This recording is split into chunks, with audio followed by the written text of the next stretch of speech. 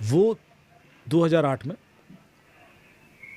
एक कम्युनिटी के through dark web के फॉर्म में डेवलप हो गया। उसमें टॉर प्रोटोकॉल ओपन सोर्स हो गया और एक कम्युनिटी ने डार्क वेब बिल्ड कर दिया।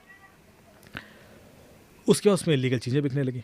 अब जब डार्क वेब ग्रो कर रहा है तो उसी समय, उसी 2008 में बिटकॉइन आता है। बिटकॉइन किसने बनाया? सतोशी नाकामोटो करके एक बंदा है जापान का, उसका नाम आता है कि साहब उसने एक पेपर लिखा था जिसके बेस पे बिटकॉइन बना। बिटकॉइन कहाँ बन रहा है? जापान में। डार्क वेब कहाँ बन रहा है? यूएस पर। सतोशी नाकामोटो नाम का कोई व्यक्ति इस दुनिया में है ही नहीं। सतोशी नाकामोटो कौन है कभी किसी ने पता कर ही नहीं पाया। अब वो बंदा एक बिटकॉइन जैसी एल्गोरिथम बनाता है, उस पर एक कम्युनिटी सॉफ्टवेयर बिल्ड कर देती है, ब्लॉकचेन बेस्ड पूरा करेंसी बिल्ड हो जाती है, $2.3 ट्रिलियन की इकॉनमी खड़ी हो जाती है। और वो बंदा छुपा हुआ है, कहता मैं अपने बारे में नहीं बताऊंगा। क्यों नहीं बताएगा? इतना बड़ा महान काम कर रहा है, छुपा क्यों है भाई? हम यहाँ डार्क वेब VPN पे लोग ढूंढ रहे हैं और वो सरफेस वेब पे छुप के बैठा हुआ, कैसे? इसका मतलब है कि सतोशी नाकामोटो नाम का कोई व्यक्ति कभी था ही नहीं। तो फिर ये बना कैसे?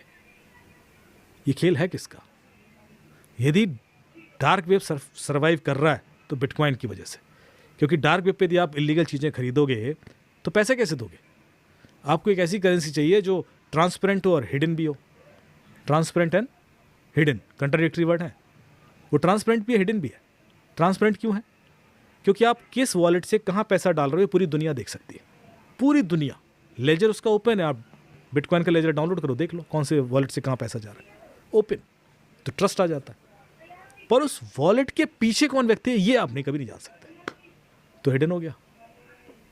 आप देख रहे हो बिल्कुल वही चीज़ जो डार्क वेब को चाहिए।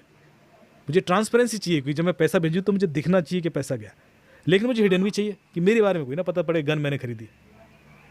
तो एक इस तरह की करेंसी डिज़ाइन हुई जिसकी वजह से डार्क वेब ग्रो हुआ। और डार्क वेब नहीं होता तो बिटकॉइन की कोई वैल्यू नहीं होती, और बिटकॉइन नहीं होता तो डार्क वेब कभी ग्रो कर ही नहीं पाता। अब आप सोचिए कि ये हो क्यों रहा था यदि इतना इलीगल ही है? क्योंकि कुछ देश हैं जिनकी इकोनॉमी ड्रग और गन्स बेच के ही सर्वाइव करते हैं, जिसमें आपका एक यूएस भी है। तो जब ईरान इराक का युद्ध हुआ तो यूएस किसके साइड था?